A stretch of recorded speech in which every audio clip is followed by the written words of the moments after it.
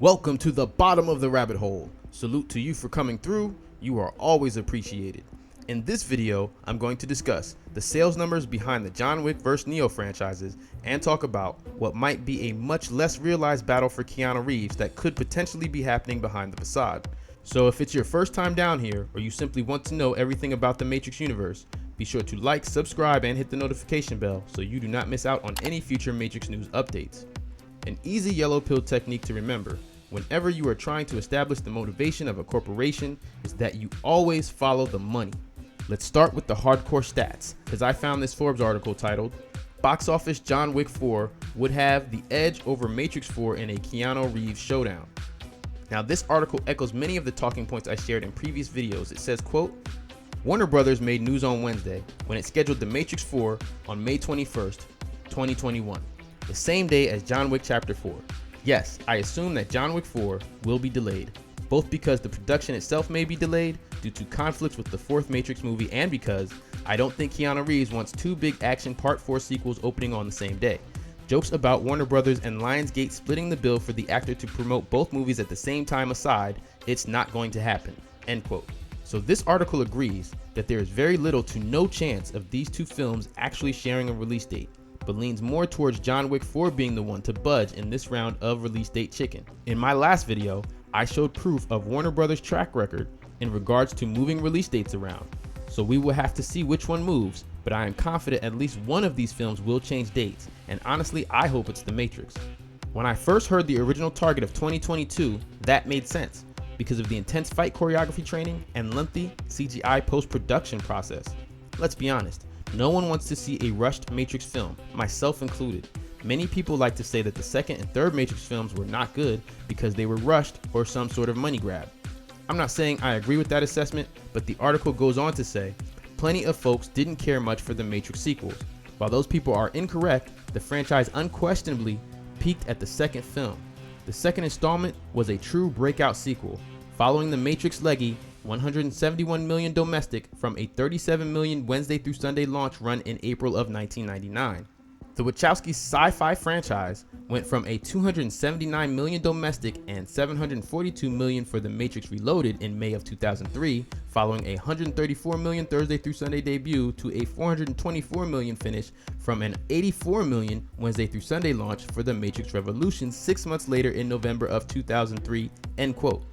So people can talk all the trash about the sequels that they want, but the numbers actually tell us that The Matrix Reloaded had the most success, and while many audience members did get lost between the original Matrix and the sequels, both Reloaded and Revolutions made more sales than the original film individually. The article continues to say, quote, John Wick has seen a near unheard of level of franchise growth over the first three films. No modern franchise, not even Marvel's Captain America trilogy, has matched John Wick's sequel-to-sequel growth. The saga earned 43 million domestic and 86 million in 2014, 92 million/171 million in 2017, and 173 million/326 million in 2019.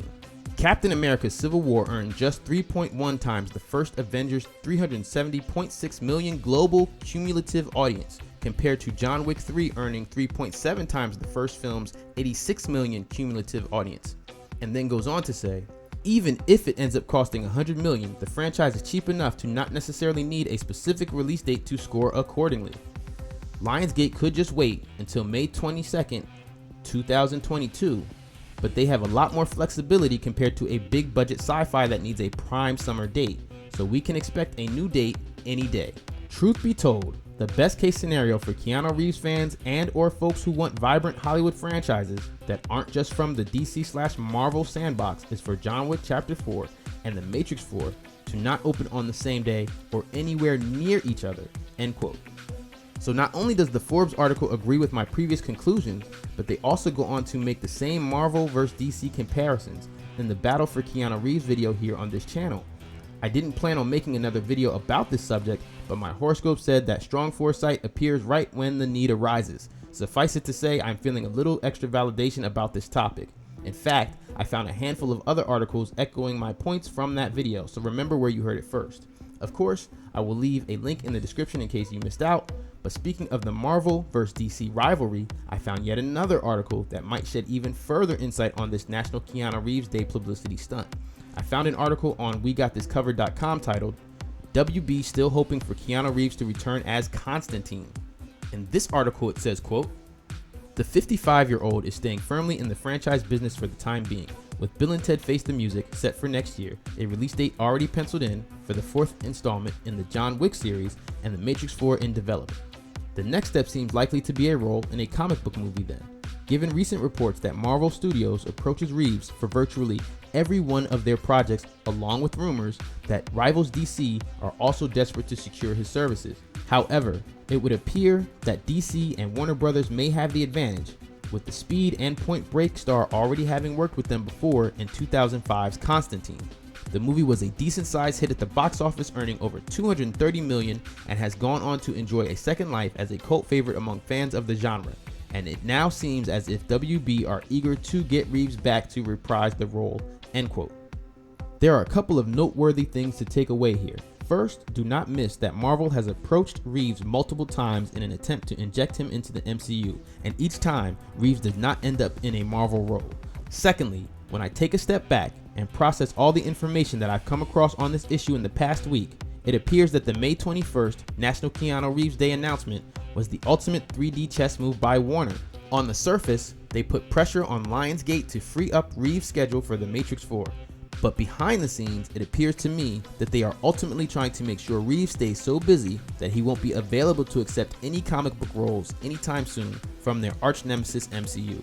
Strong move, Warner. Strong move indeed. And remember, as one realizes that one is a dream figure and another person's dream, that is self-awareness.